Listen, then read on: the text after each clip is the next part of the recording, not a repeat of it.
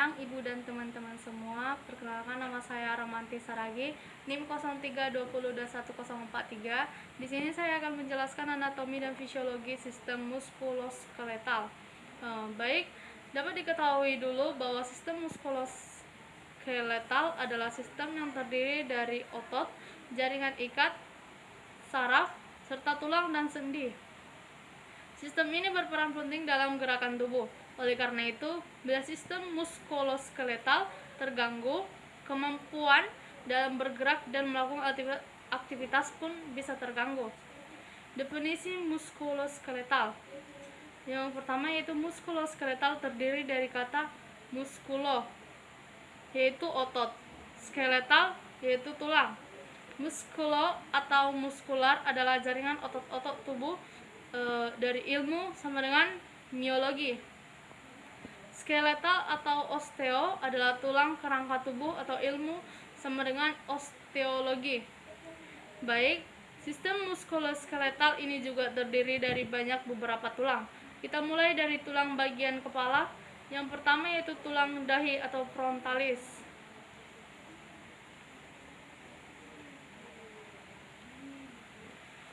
Tulang frontal atau tulang dahi berbentuk pipi. Tulang frontal dikenal juga dengan sebutan tulang dahi. Fungsi utama dari tulang ini adalah untuk melindungi otak sekaligus menopang struktur kepala, termasuk rongga hidung dan mata. Selanjutnya yaitu tulang pelipis atau temporalis.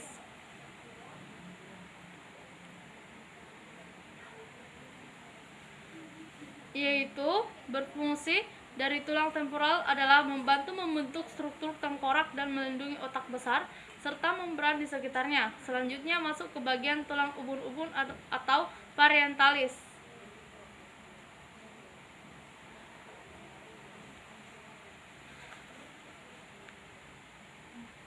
Tulang jenis tulang tengkorak ini letaknya tepat di belakang tulang frontal. Bisa juga disebut sebagai tulang ubun-ubun. Tulang parietal berfungsi untuk membentuk selubung bulat yang kuat di atas bagian otak. Selanjutnya, tulang kepala belakang atau occipitalis. Bisa kita lihat. Tulang occipital merupakan tulang berbentuk pipi yang lokasinya terletak di bagian paling belakang. Jenis tulang tengkorak ini mempunyai lubang yang dapat menjadi penghubung otak dengan sumsum tulang belakang. Fungsi penting dari tulang occipital adalah melindungi otak dan pusat yang memproses penglihatan. Selanjutnya yaitu tulang hidung.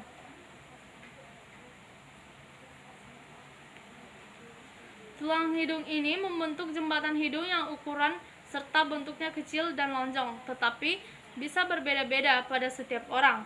Tulang hidung berfungsi untuk mengikat tulang rawan yang membentuk kontur hidung manusia.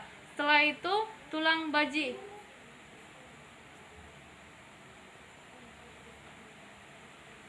Fungsinya adalah sebagai dasar bagi tulang tengkorak. Sama seperti tulang pelipis, tulang sphenoid juga berbentuk irregular. Fungsi dari tulang ini adalah melindungi struktur otak dan saraf. Dan selanjutnya yaitu tulang pipi atau zygomaticus.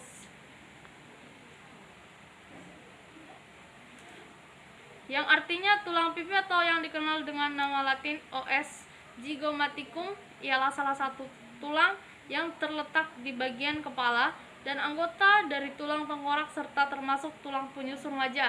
Tulang pipi terletak pada bagian rangka wajah, tepatnya di bagian depan di bawah mata, yang melebar ke samping sebagai pembentuk wajah seseorang, yang berfungsi untuk melindungi karakter wajah seseorang, melindungi mata dan area sekitarnya. Yang selanjutnya area kecantikan bagi seseorang individu, terlebih seorang wanita. Selanjutnya yaitu tulang rahang atas. Bisa kita lihat. Membantu menegaskan bentuk wajah. Selain itu, tulang ini merupakan tempat tumbuhnya gigi atas serta membentuk langit-langit mulut dan rongga mata. Dengan begitu, tulang ini juga berperan besar dalam mendukung proses mengunyah dan berbicara. Dan yang berikutnya yaitu tulang rahang bawah atau mandibula. Tulang rahang bawah atau tulang mandibula adalah tulang terbesar pada tengkorak manusia.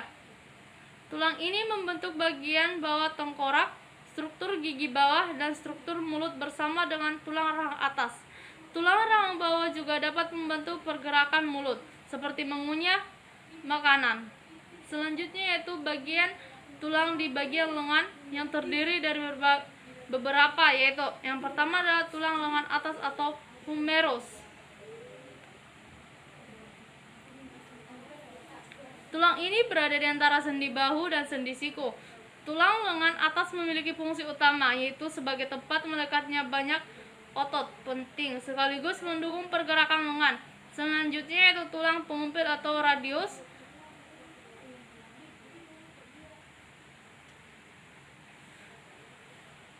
Fungsi tulang pengumpil diantaranya adalah untuk mengatur pergerakan tangan bagian bawah.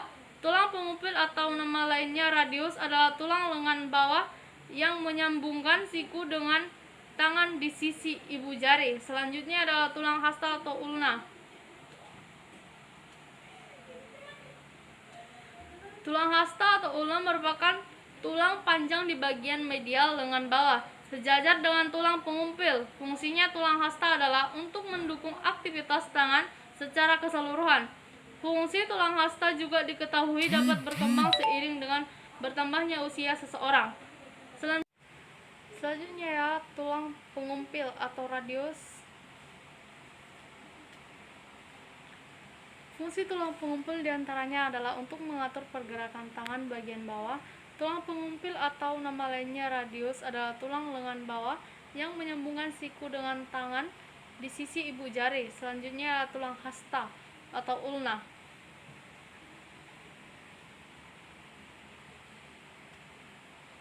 Tulang hasta atau ulna merupakan tulang panjang di bagian medial lengan bawah, sejajar dengan tulang pengumpil. Fungsi tulang hasta adalah untuk mendukung aktivitas tangan secara keseluruhan. Fungsi tulang hasta juga diketahui dapat berkembang seiring dengan bertambahnya usia seseorang. Selanjutnya yaitu tulang pergelangan tangan atau karpus. Bisa dilihat di sini.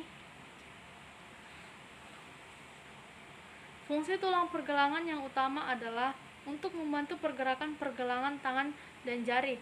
Ini juga berfungsi untuk menghubungkan jari dengan jaringan dan tulang-tulang lainnya. Berikutnya adalah tulang telapak tangan atau metakarpus.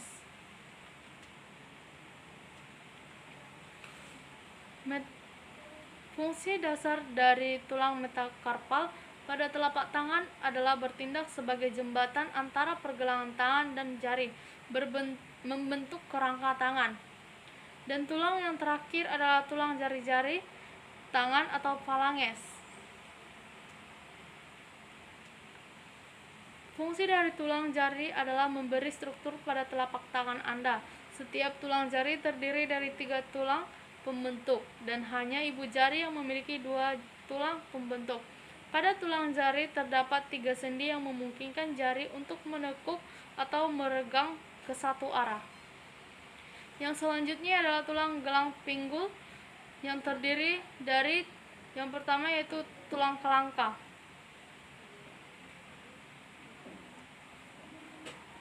Tulang kelangka atau sakrum.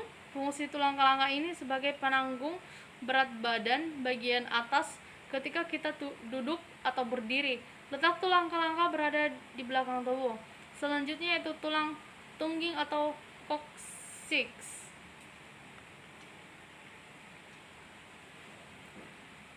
Tulang yang berada di bagian bawah pinggul atau tulang kelamin.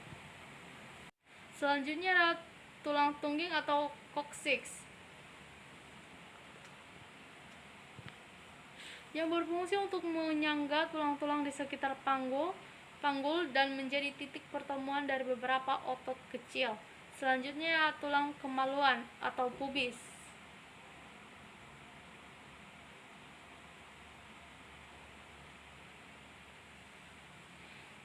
Adalah tulang yang berada di bagian bawah pinggul atau tulang kelamin. Gabungan antara 2 tulang pubis dari 2 sisi pinggul disebut symphysis pubis, yaitu sendi tulang yang berfungsi melindungi alat kelamin wanita. Selanjutnya adalah tulang usus.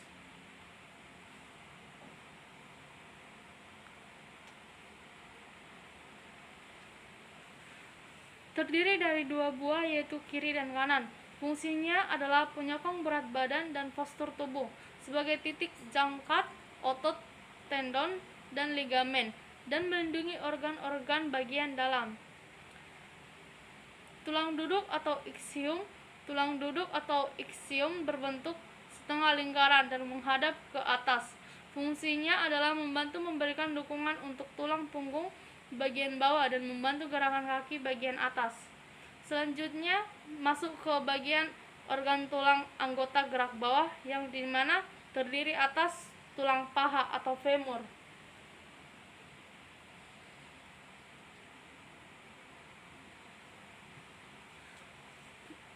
Penjelasannya ini sesuai dengan salah satu fungsi tulang paha sebagai tempat melekatnya otot dan pigmen. Seperti sudah dijelaskan di atas, bahwa tulang paha atau femur adalah tulang terbesar dan terkuat. Oleh sebab itu, fungsi tulang paha membuat manusia dapat berjalan dan menyokong tubuh yang sangat berat. Selanjutnya yaitu tulang tempurung lutut atau patella. Dalam anatomi manusia, selanjutnya adalah tulang tempurung lutut atau patella. Dalam anatomi manusia, tulang lutut atau patella adalah tulang berbentuk segitiga dan tebal yang akan bersendi dengan tulang paha atau femur. Fungsinya adalah membungkus dan melindungi sendi lutut. Patella termasuk ke dalam tulang sesamoid yang berkembang dari tendon otot quadriceps femoris. Selanjutnya yaitu tulang kering atau tibia.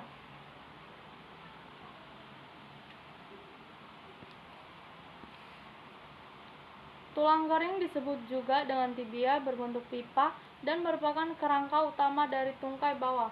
Oleh karena itu, fungsi utama dari tulang kering adalah menopang tubuh bagian atas agar dapat tegak berdiri. Selanjutnya ialah tulang betis atau fibula.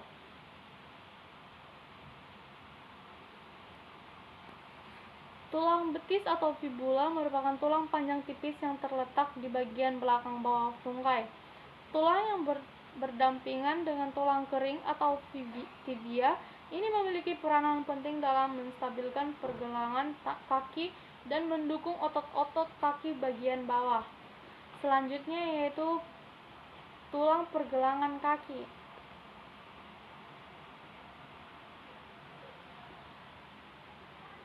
atau tarsus yang berfungsi sebagai penghubung antara tulang kaki atau tungkai bagian bawah dengan telapak kaki. Selanjutnya yaitu tulang telapak kaki atau metatarsus.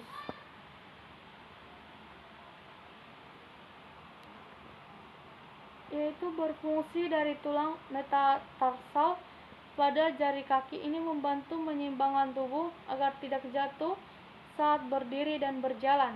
Selanjutnya jari-jari kaki atau falanges. Selanjutnya adalah tulang tempurung lutut atau patella. Dalam anatomi manusia, tulang lutut atau patella adalah tulang berbentuk segitiga dan tebal yang akan bersendi dengan tulang paha atau femur. Fungsinya adalah membungkus dan melindungi sendi lutut. Patella termasuk ke dalam tulang sesamoid yang berkembang dari tendon otot quadriceps femoris. Selanjutnya yaitu tulang kering atau tibia.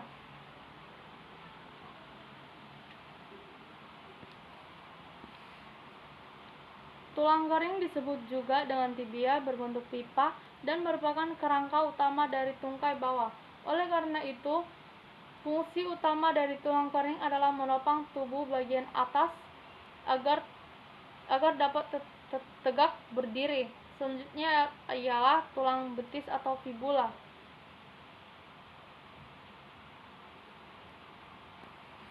Tulang betis atau fibula merupakan tulang panjang tipis yang terletak di bagian belakang bawah tungkai. Tulang yang berdampingan dengan tulang kering atau tibia ini memiliki peranan penting dalam menstabilkan pergelangan kaki dan mendukung otot-otot kaki bagian bawah. Selanjutnya yaitu tulang pergelangan kaki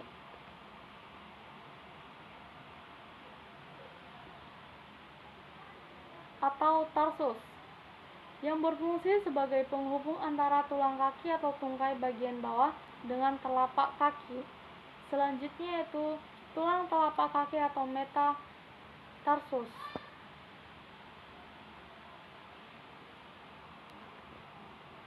yaitu berfungsi dari tulang metatarsal pada jari kaki. Ini membantu menyeimbangkan tubuh agar tidak jatuh saat berdiri dan berjalan. Selanjutnya jari-jari kaki atau falanges.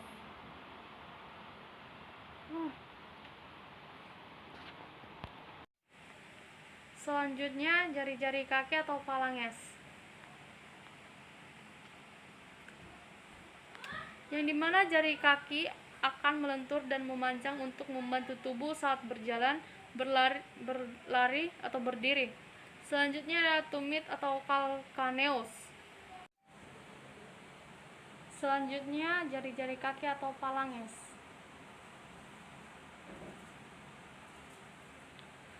yang dimana jari kaki akan melentur dan memanjang untuk membantu tubuh saat berjalan, berlari atau berdiri. Selanjutnya adalah tumit calcaneus.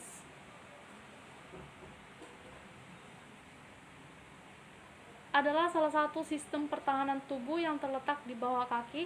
Calcaneus sendiri adalah tulang terbesar di telapak kaki. Oleh karena itu, tulang tumit bertanggung jawab untuk menopang berat badan, terutama saat berjalan atau berlari. Berikutnya kita masuk pada bagian ruas tulang belakang atau occipitalis. Dapat kita ketahui dulu bahwa ruas tulang belakang atau occipitalis adalah tulang yang berbentuk lempengan trapesium dan berada di bagian bawah tulang tengkorak. Ini merupakan salah satu 7 tulang yang menyatu dan membentuk tulang tengkorak. Ruas tulang belakang atau occipitalis terdiri dari beberapa tulang, yaitu yang pertama yaitu 7 ruas tulang leher atau cervicalis.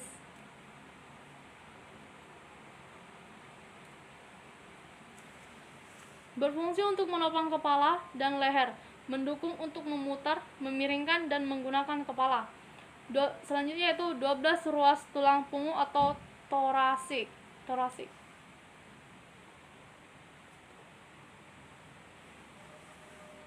yaitu memberikan struktur dan menyokong tubuh serta melindungi saraf tulang belakang. Selanjutnya 5 ruas tulang pinggang atau lumbai.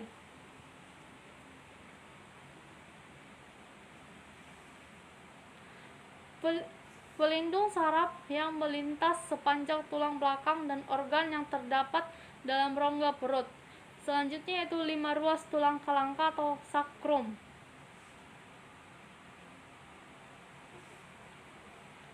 Menjadi penopang tubuh pada saat berlari dan berjalan. Selanjutnya yaitu 4 ruas tulang ekor.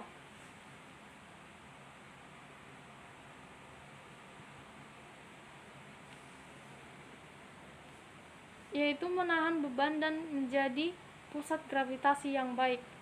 Yang terakhir adalah tulang depan atau 12 pasang tulang rusuk yang terdiri dari beberapa tulang, yaitu 7 pasang tulang rusuk.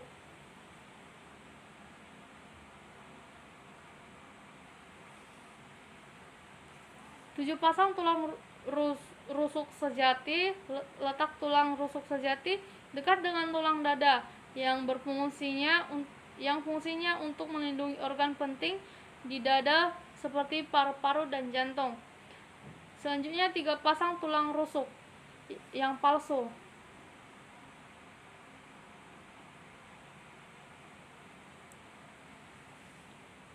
Adalah tulang yang bagian belakang menempel pada tulang punggung, sedangkan bagian depan menempel pada tulang rusuk di atasnya. Fungsinya yaitu untuk melindungi bagian dari dalam tubuh, contohnya dada, paru-paru, jantung, dan hati. Selanjutnya yaitu 2 pasang tulang rusuk melayang.